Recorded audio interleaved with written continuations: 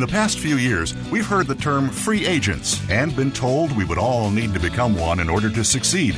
The recent economic structures have helped to promote this concept as reality. Where do we get the tools to take control of our career path in the present and future? Welcome to The Career Confidant with your host, Marie Zimenoff.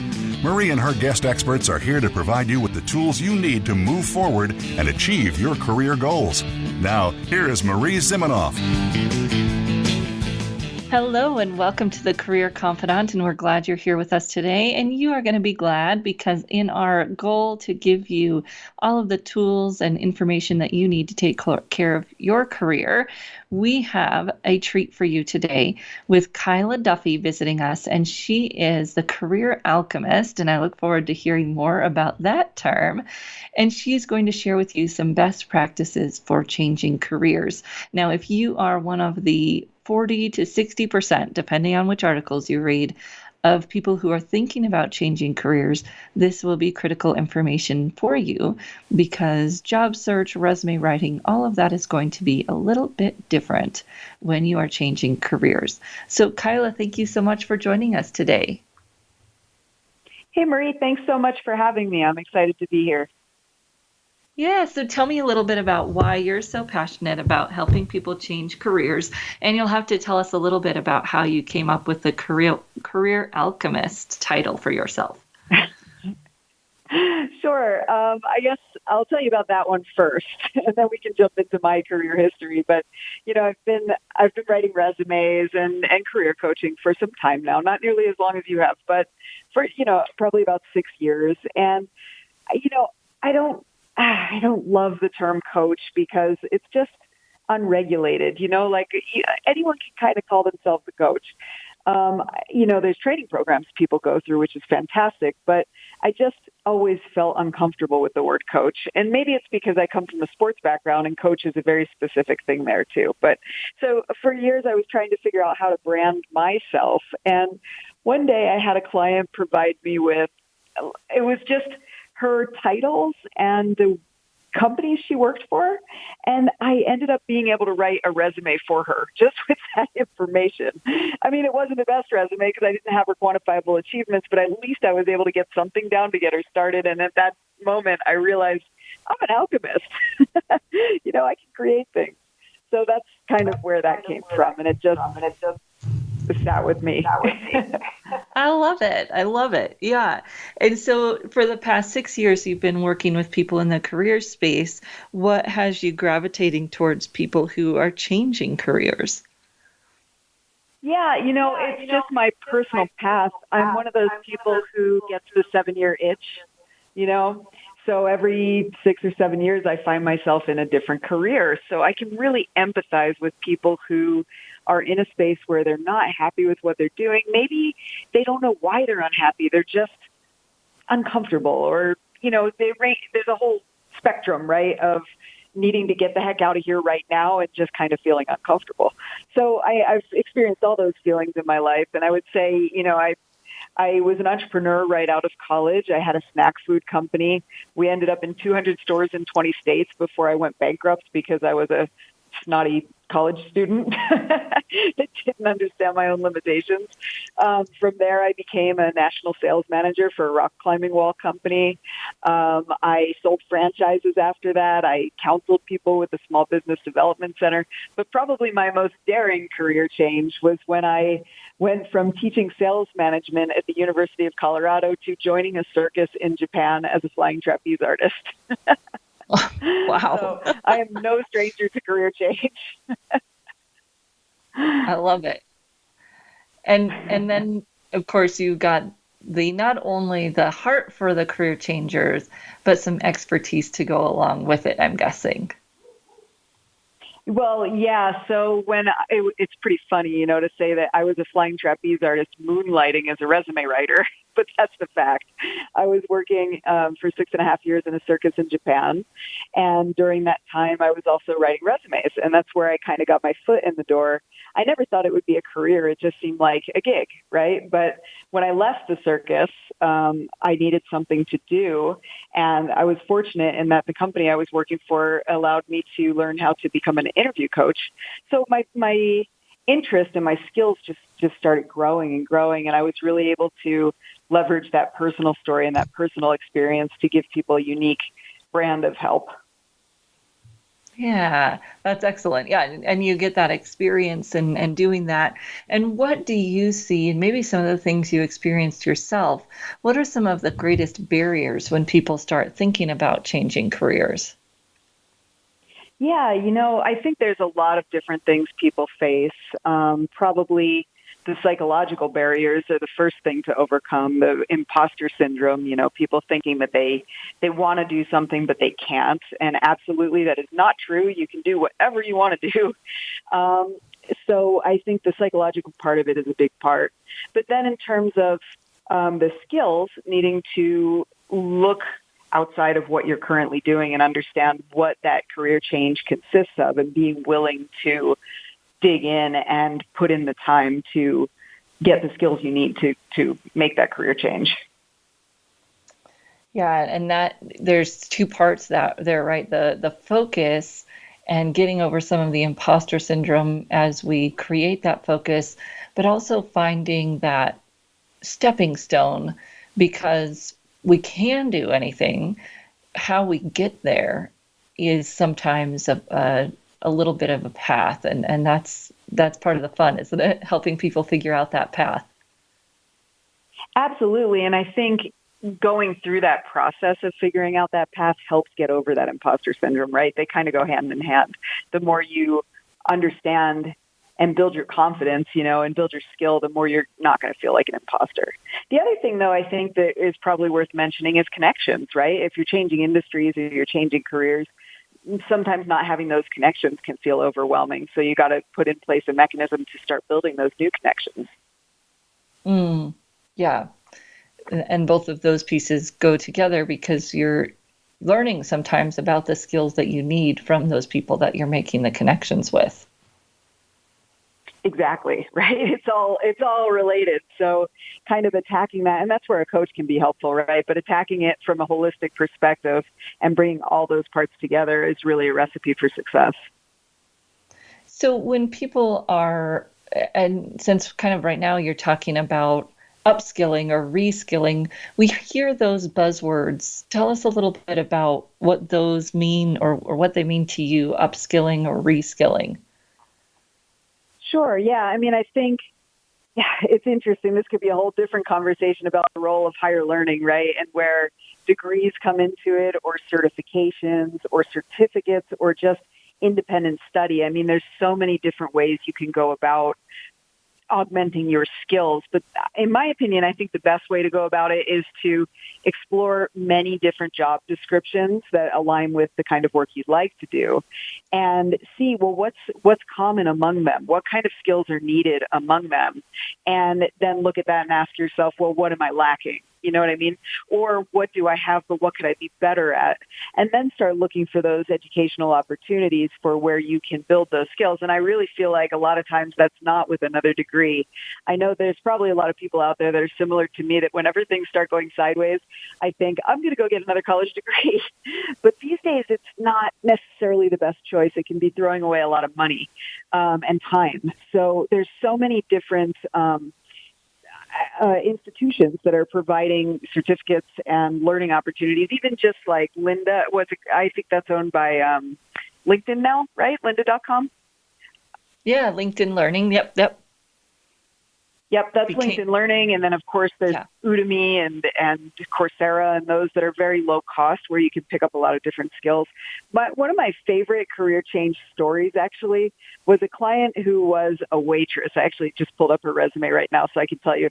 She was a waitress. She worked in Hong Kong. She worked in New York, but she always was waiting tables, and she wanted to get out of that. And we did some coaching, and we figured out sales was a natural transition, because as a waitress, she was selling things, so she knew how to sell things.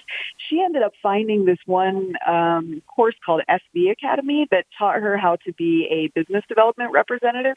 And within months, she had a great job that paid well. And that school, she didn't have to pay for it up front. She was able to pay for it as she went after she got a job. So I just thought that was such a great success story, where she found an alternative training method to get to where she wanted to go without having to shell out a lot of money.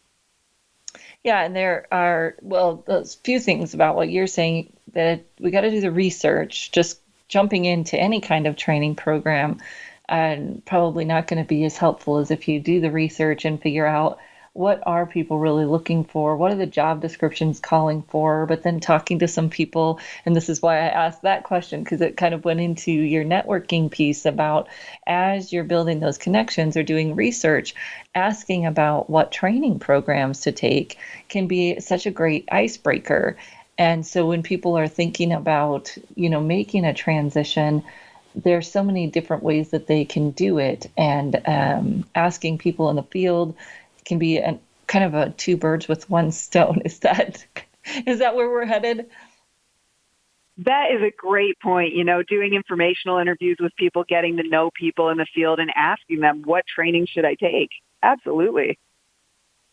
Yeah, and that builds that confidence in our choices. It also can make it a little bit easier to spend the time and or money, if money is necessary, to get that upskilling, because we know that it's a sound investment, and that as much as we can, it's going to move us forward to the next place. So those are great ideas for someone. I love your story too. Just thinking about that, there's almost a training program for anything, and it can give you that opportunity to get an inroad if you figure out what that is and how to make that transition. So we're talking about job search here, and what is different about job search for someone who's making a career change? Yeah, we talked about those connections. I mean, that's definitely, I think, one of the biggest pieces, don't you, of making inroads with companies that interest you by meeting people. I think that it's not that different from staying in your industry, but I think you have to sometimes make a greater effort because you're moving outside of your comfort zone. In terms of other things to think about, I think it's very important to be future focused rather than thinking about your past. And I think a lot of people get stuck in this. They think about what they've done, not where they want to go. And in doing that, they fail to align their transferable skills. I see a lot of resumes for people who want to do a career change, but it talks about all these things that have nothing to do with where they want to go. And when we sit down and we really talk about it, we discover this whole cornucopia of skills that people have that do transfer to this other role. So I think that's kind of one of the biggest things, is just making sure to focus on not everything that you've done, but the things that you've done that are relevant, and really juice those things. Yeah. And that's definitely important for the resume, but there are so many other ways that we're going to use that in our job search. We're going to take a short break, and when we come back, we'll talk a little bit more about job search strategies for career change and talk about resume and interviewing strategies for career change as well. So we'll be right back in just a few minutes.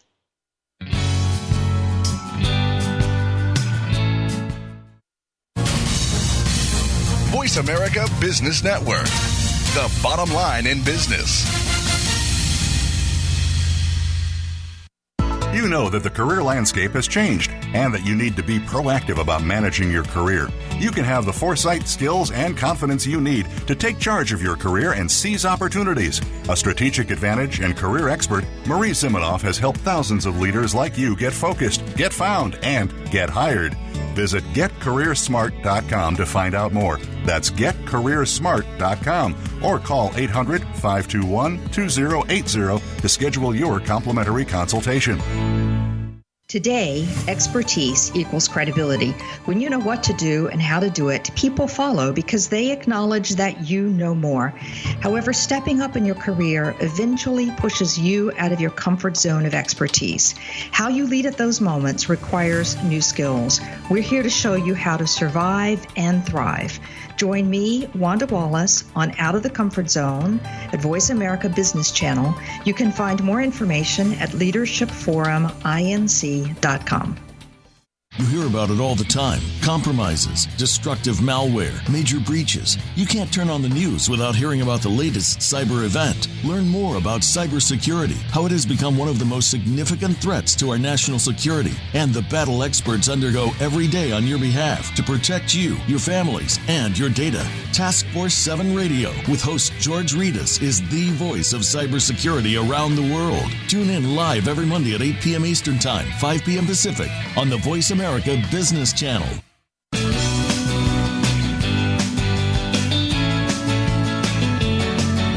You are tuned in to The Career Confidant with Marie Zimenoff.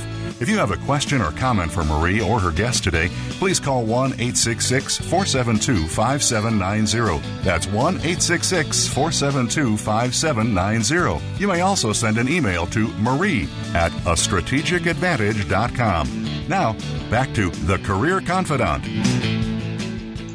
Hello and welcome back to The Career Confidant. And today we're talking with Kyla Duffy about how you can navigate your career change and job search. And we were talking a little bit about job search and what's different about job search. And you'd mentioned the importance of networking. Why is that so important? I mean, it's important in all job searches, but why is it even more important for a career change job search? Yeah, well, I think with a career change, you're moving into some untested waters. So having that internal advocate can be huge, right? It can really make a difference for you. Just in thinking, too, about how to develop those relationships with people, you know, it goes so much beyond just doing informational interviews. You know, they're a great place to start. For anyone that doesn't know what that is, it's simply reaching out to someone in a company and saying, you know, I'm interested in your company, or I'd like to do this kind of work. Could you please just tell me about yourself and how you got into that company? It's not a sales pitch, and it's just a relationship building tool. So, you know, you can start there, but there's so many other things you can do, like job shadowing, you know, finding someone and seeing, can I come to work with you for a day? Or volunteering. I mean, I think that's one of the best things you can do to get that step up in this career change is volunteer with an organization in the type of role that you're interested in doing. Because in that way, you're building advocates who will give you a nice testimonial, you're building skill, and you're getting to know whether or not you really want to embark on this career change. So I think prototyping in that way, doing some volunteer work is a great way to go about it. Yeah, and all of those things are really about getting yourself to be 3D, if you will, because on paper, when you're in a career change, you may not be the strongest candidate. We're going to talk a little bit about how you can look more strong in a minute, but no matter what kind of translation we do on your resume, you may not look like the best fit on paper. And so having that person that either has knowledge of your work or that is an advocate for you in some way is great. And as you're saying, the connections, the deeper the connections, the better.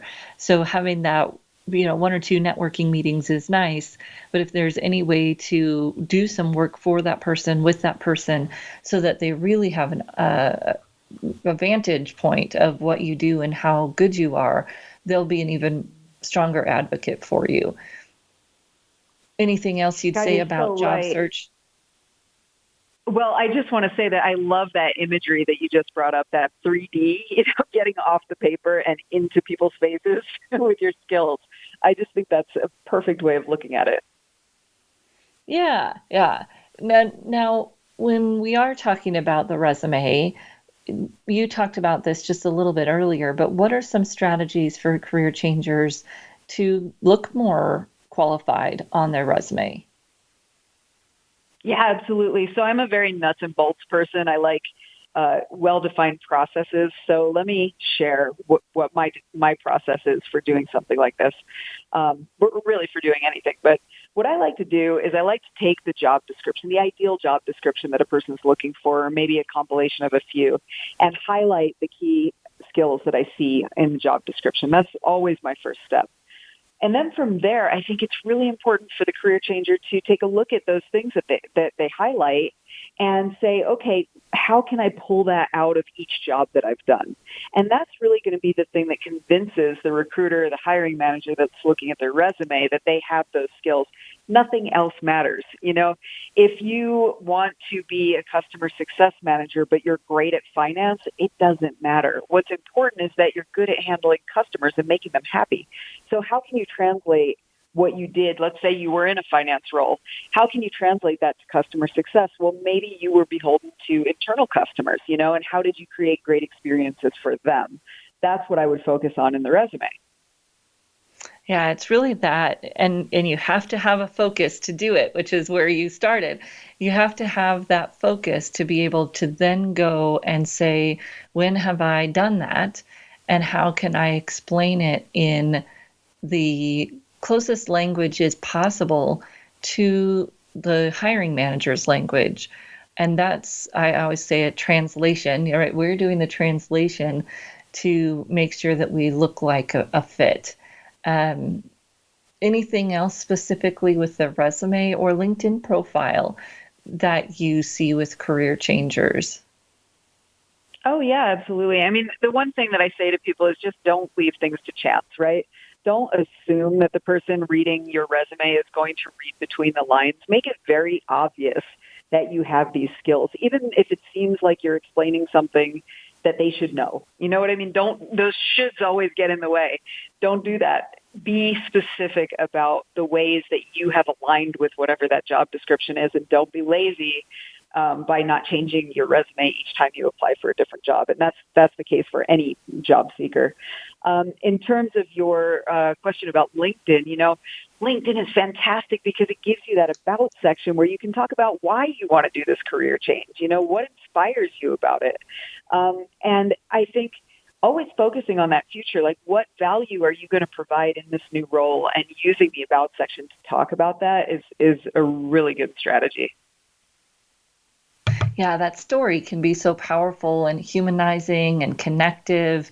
And more than ever, so JobVite research from, I think it was a year ago, showed that employers are open to career changers more than ever before. Of course, they have to be, right? We're in a lack of talent situation for them.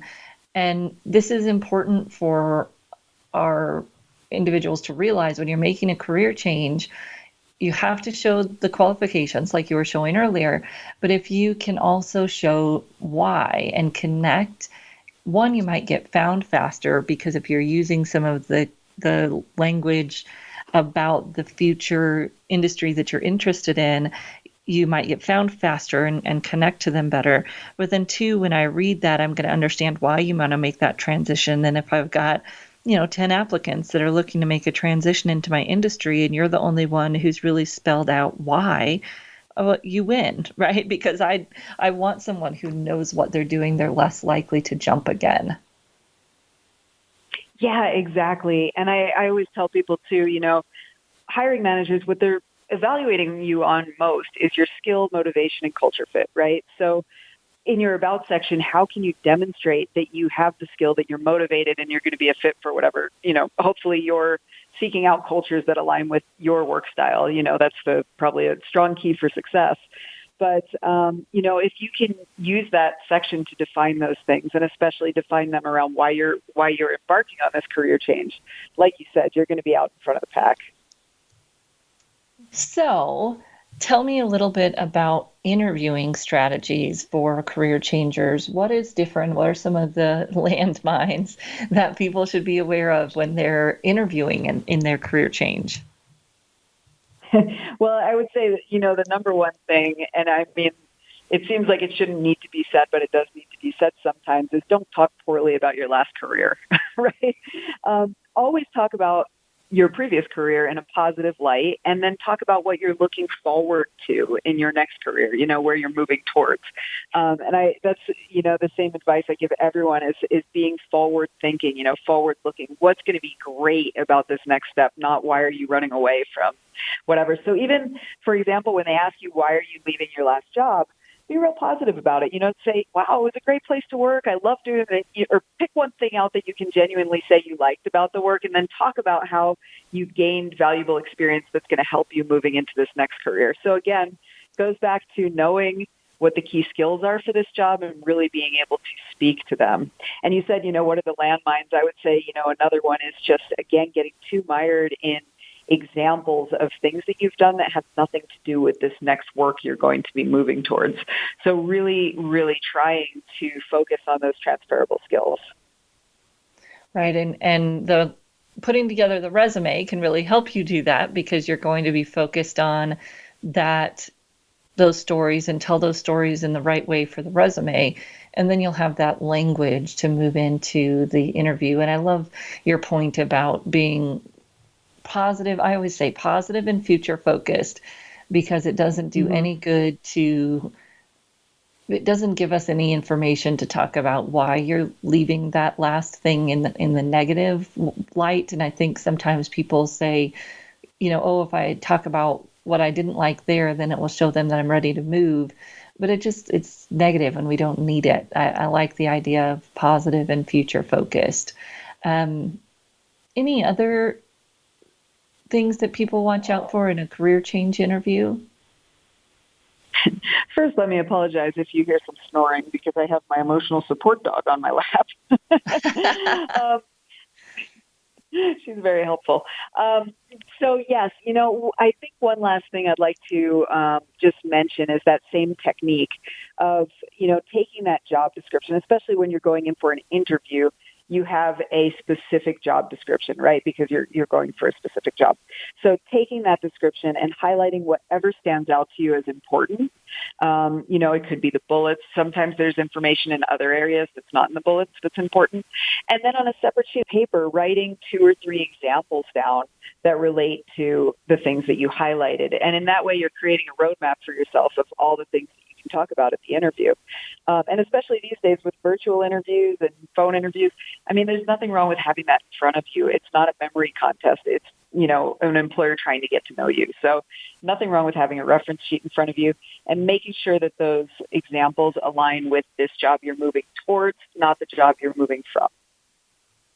Yeah. And I love that idea of just do your research, do your prep where you really know what you need to speak to, and then you can be more likely to tell the stories that really matter. There's 2 words that I tell people to watch out for in their job search, and so I'll share those after our next break. But before we do that, I want you, Kyla, to share with people how they can find you. Where can they connect with you if they want to learn more or follow some of the other content that you're sharing? Yeah, thank you. I think the best place to start is just my website. It's just KylaDuffy.com, and that's KylaDuffy.com. Yeah, KylaDuffy.com. I hope people will find you've got great content that you're putting out, so helpful, and I appreciate so much you've shared your tips here. We've just got 1 minute, so what's one last tip that you would share for career change, or where people should start if they're thinking about a career change? Where to begin? Well, like you mentioned, I think that research, right? Here's what I think about starting your career change. One really helpful tool is to set up a spreadsheet, write down all the tasks you've done throughout your entire work history. Just do a brain dump, and then rate each one from 1 to 10 on your skill in each of those things and how much you liked each of those things, 1 being not good and 10 being great. Add those up and then sort it so that you can see which ones are getting the top scores, and pursue work that really speaks to the intersection of your strengths and your interests. And I think that's kind of a good place to start in figuring out which direction you want to go. Yeah, doing that inventory. Well, thank you so much, Kyla. We really appreciate you taking the time to share your expertise. We are going to say goodbye to Kyla, but when we come back, continue talking a little bit about this career change and talk a little bit about this great resignation idea and what to do before you decide to jump in to the great resignation pool. We'll be right back in just a few minutes.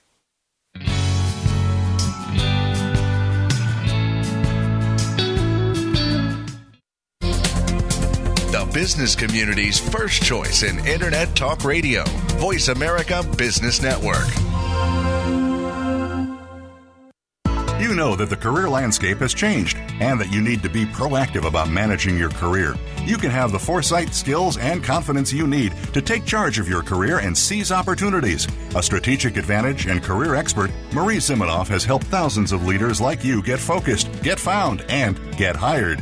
Visit getcareersmart.com to find out more. That's getcareersmart.com or call 800-521-2080 to schedule your complimentary consultation. Today we live in a truly global environment. Business can more easily be conducted now in almost any part of the world. How do you, as a business owner or professional, navigate the ever-changing business landscape? Tune in to Leadership Beyond Borders with host Kimberly J. Lewis. With a worldwide resource of guests, you'll find out what opportunities and challenges surround diverse and virtual organizations. Listen live every Tuesday at 3 p.m. U.S. Pacific Time on the Voice America Business Channel. Think you've seen everything there is to see in online television? Let us surprise you. Visit voiceamerica.tv today for sports, health, business, and more on demand 24/7. Voice America Business Network, the bottom line in business.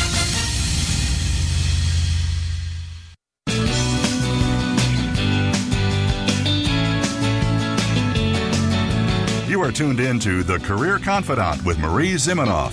If you have a question or comment for Marie or her guest today, please call 1-866-472-5790. That's 1-866-472-5790. You may also send an email to marie@astrategicadvantage.com. Now, back to The Career Confidant. Hello and welcome back to the Career Confidant. And today we were talking with Kyla Duffy, and she was dropping some great knowledge for you on career change from getting focused to job search and interviewing. And I give you a little bit of a cliffhanger there on the interviewing. When people are making a career change, there are two words that oftentimes get in their way. One is just. When you are thinking about making a transition, you might think, well, I've just done that in this context, but not in the new context. Well, that's fine. Just tell the story. We don't need to make a caveat. We don't need you to say that judgment. Let them decide if it was enough or not, and you can just tell me what you've done. Tell me what you've done. Without the judgment of it, you don't need to diminish it, which is usually what saying just does, is it diminishes it, and we don't need to do that. So tell your stories, prepare your stories, be truthful. You don't need to exaggerate. We also don't have to worry about making that judgment. Only is very similar. I've only done this, or I've only done it in this context. So when I was working with students, would say, tell me about a time that you've used Excel. Well, I've only used that in class. No. We used that in class to do this project, and I analyzed this many data records. It doesn't matter what the story is. You tell the story, and you let the individual on the other side determine if that fits for them or not. And that's why practicing the stories is so important. I'll often have people say, I don't want to practice my stories because they'll sound rehearsed.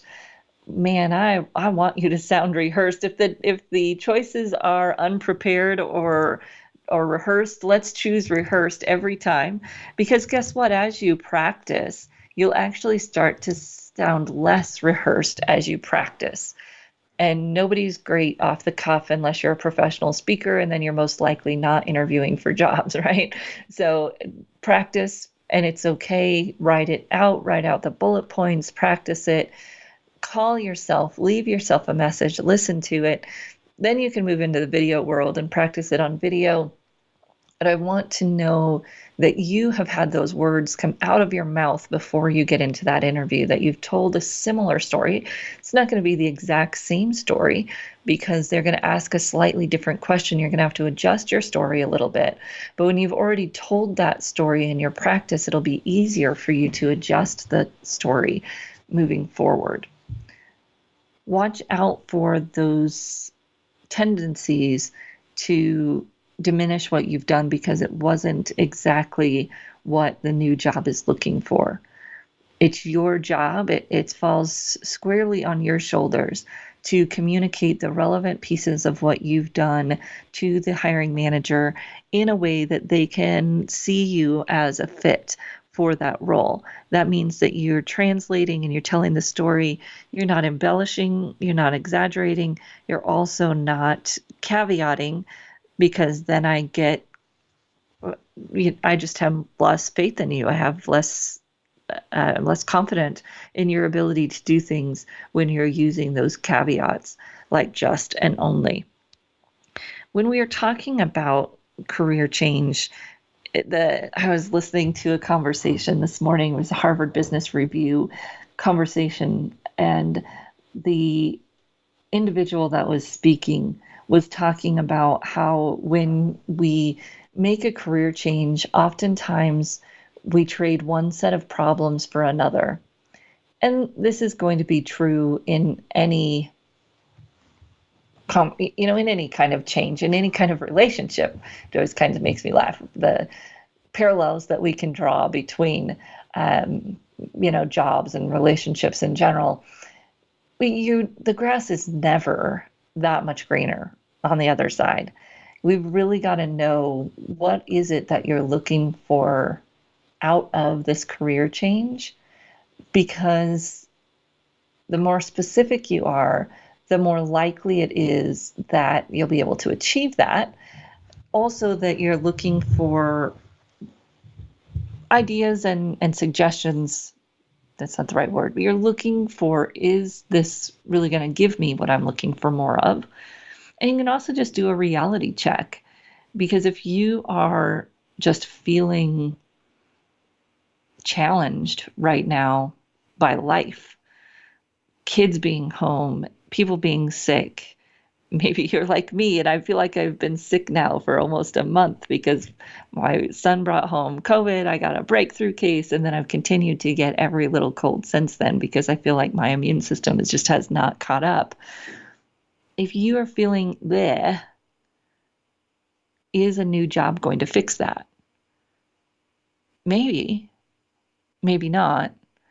Well, you've really got to be able to sit down and think about it and map out, and Kyla talked about this, map out what is it that you've enjoyed in your past jobs, what haven't you enjoyed in your past jobs, and what's really not working right now. Is it your manager?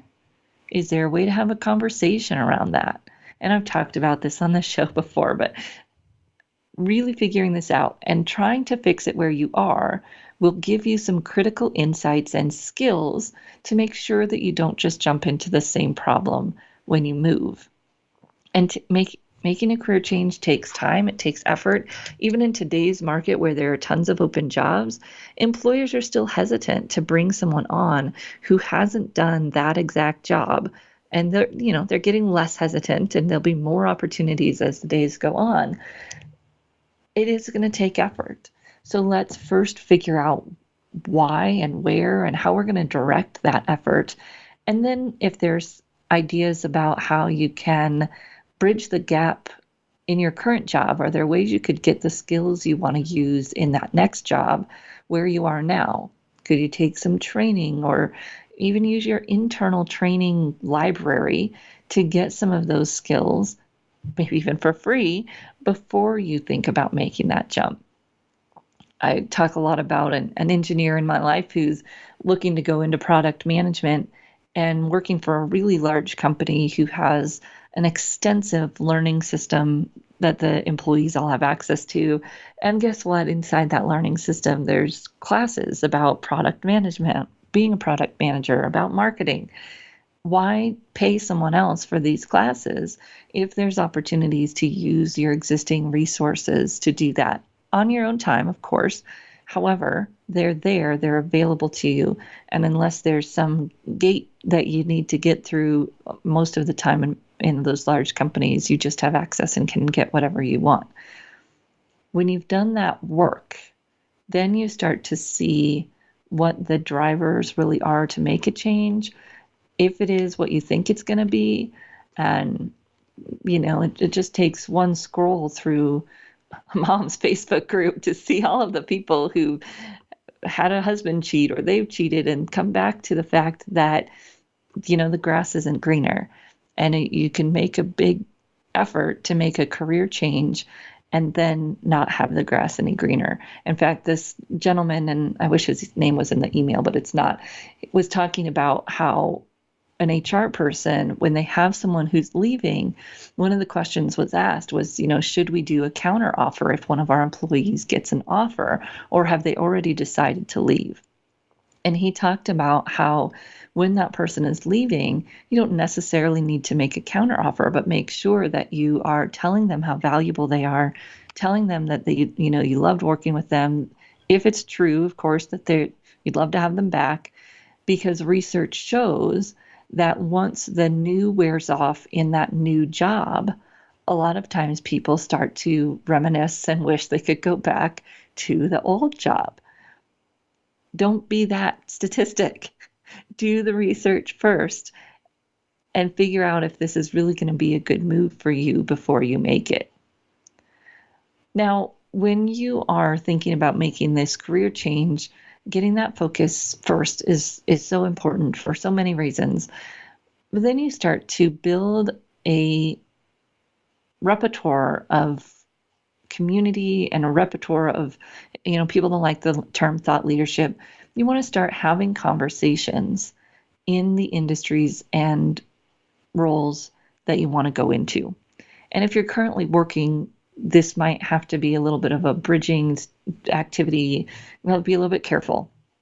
But if you want to go from engineering to marketing, start joining marketing conversations within your organization, especially if there's a connection there and you can make the connection and other people would be able to see the connection, not necessarily that you're looking to jump ship. Start having those conversations online. Join groups where people are talking about the new thing that you want to do. Join groups on LinkedIn. You don't have to list the group on your LinkedIn profile. It can be private. It doesn't have to show up publicly on your profile. You can join groups in Facebook. You can make sure there's nobody from your company in there or whatever first, but just start having these conversations.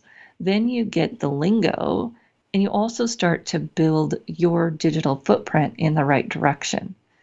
And of course, you start having the one-on-one conversations that Kyla was talking about, where you're reaching out to people in the roles that you wanted to be in the companies that you're thinking about moving into, and you start having those conversations.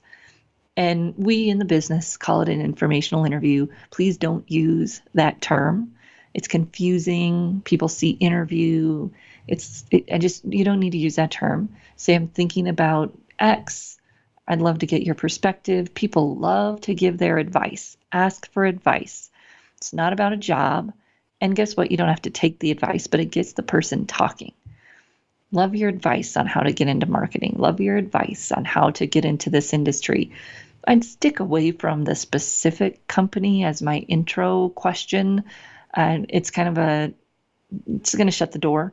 Talk about the industry, talk about the product, talk about the position, anything that is easy and comfortable for people to have that conversation around.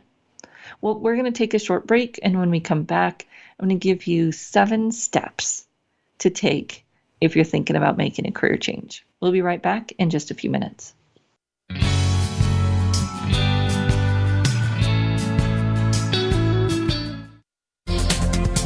The business community's first choice in Internet Talk Radio. Voice America Business Network.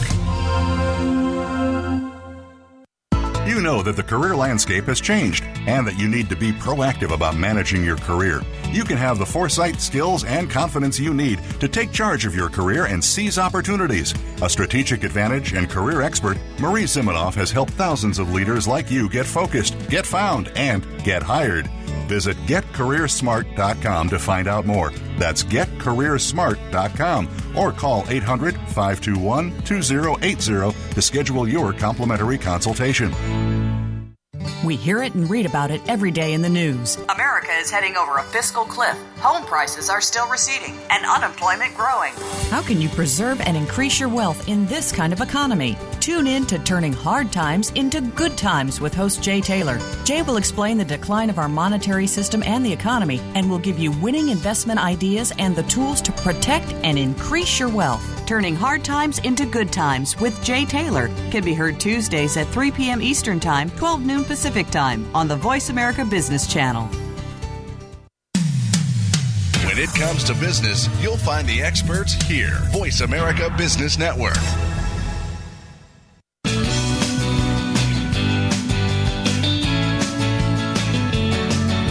You are tuned in to The Career Confidant with Marie Zimenoff. If you have a question or comment for Marie or her guest today, please call 1-866-472-5790. That's 1-866-472-5790. You may also send an email to marie@astrategicadvantage.com. Now, back to The Career Confidant.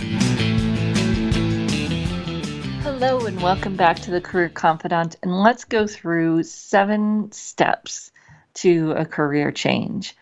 So the first thing I want you to do is trash can and magic wand it. So the trash can is all the bad things, all the things you don't like about your current job. These are often the easiest. I call it the trash can because when you're doing coaching or counseling, and especially in groups, oftentimes you get into this negative funk, right, where everybody's just bitching for it, right? Having a bitch session. Get the trash can out, give yourself 5 minutes to write down all the things that you hate about your current job. Just get it out. Then magic wand it. So if everything was perfect, what would you love to do? And I want you to base this in what you've done before. So these are the things that you've loved in the past. You've really enjoyed these activities. If you could, wave your magic wand, these are the things that you would do in your job moving forward. So trash can, magic wand. Then I want you to do a reality check. This is go out and find job descriptions that somewhat fit your magic wand. And Kyla mentioned this as well, where I want you to go through those job descriptions, look at the qualifications, the requirements, and judge these jobs based on your interest and the reality. So is this a reality for me? Would someone think I'm qualified for this job? And I usually have people, give it a 1 to 5 on interest and a 1 to 5 on reality. Then you can look at those jobs that are the most interesting, where there's also some realm of reality to someone being able to see that you can do this job. Then you're going to start a T diagram. And this is like the old school cover letters where you want this, I have this. As you're going through the job descriptions, you're also starting to build this list of how you can show that you're qualified. How do you show you meet the qualifications? While you're doing this, you're seeing the gaps. How can you fill those gaps? Training, volunteer, whatever it might be, where you could start filling those gaps. Then you move into research conversations.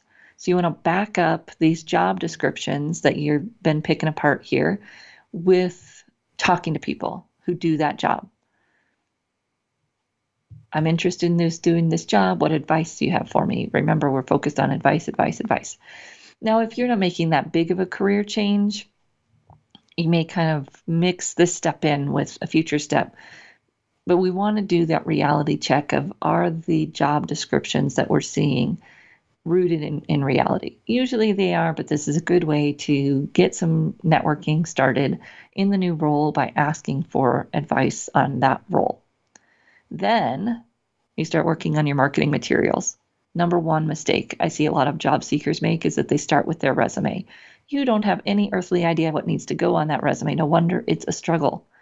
Don't do it. Start with the research. Start with the job descriptions. Figure out what you have that speaks to those job descriptions. Then when you get into building the resume, you actually know what you're trying to say. You know what points you need to make, and it's so much easier. And you don't need to have your resume together to start your networking, because sending those people a resume that's not based in any kind of research will just put your least best foot forward anyways. Marketing materials, then you can start having more networking conversations. So now you know you want to be in marketing, so you start talking to people about marketing, about the industries specifically, about the types of companies you're interested in. And those conversations are going to be just a little bit different than the research conversations around making sure you have a realistic perception of what the job is. If you're not making that big of a change, those two types of conversations might meld together a little bit. And that's okay. You just want to be clear with each person that you're talking to, why you're talking to them. What is it that you're hoping to get their advice on?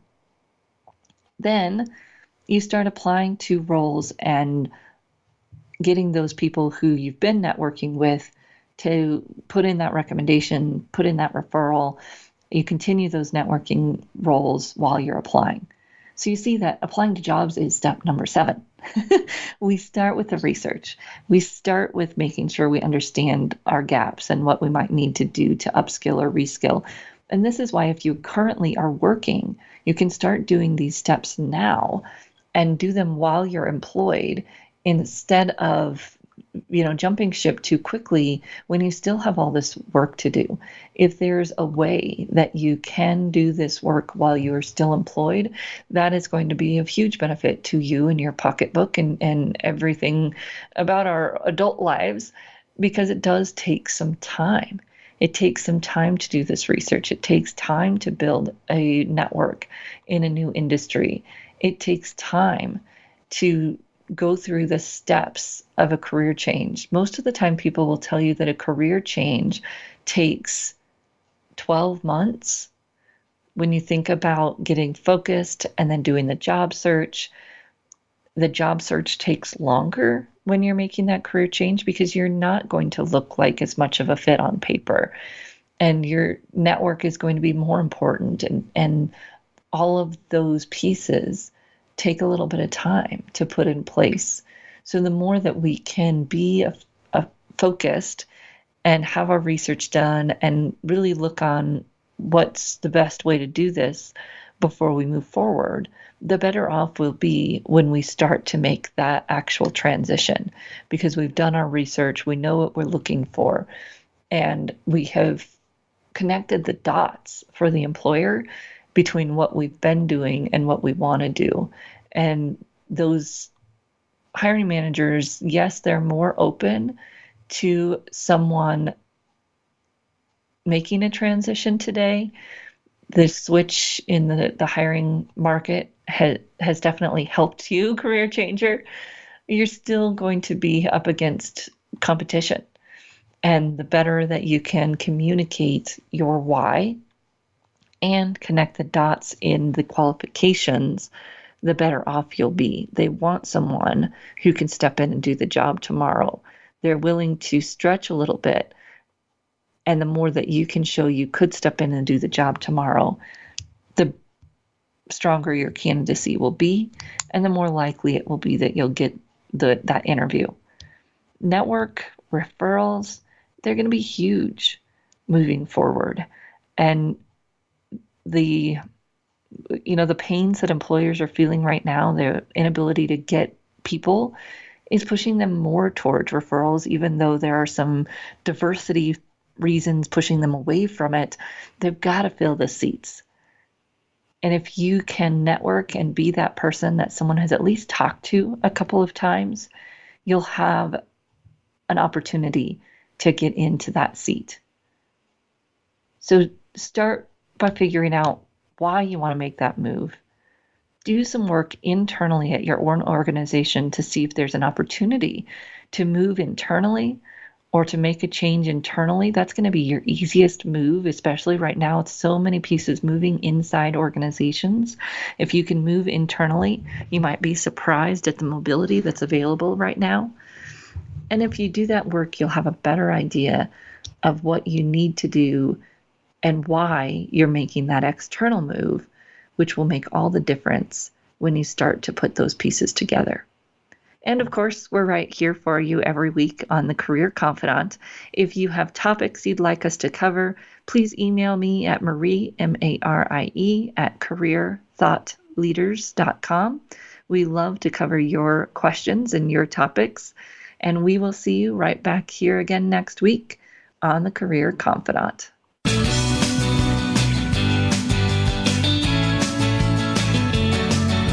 Thank you for listening to The Career Confidant. Marie Zimenoff will return again with another terrific guest next Monday at 6 p.m. Eastern Time, 3 p.m. Pacific on the Voice America Business Channel. Be sure to join us then.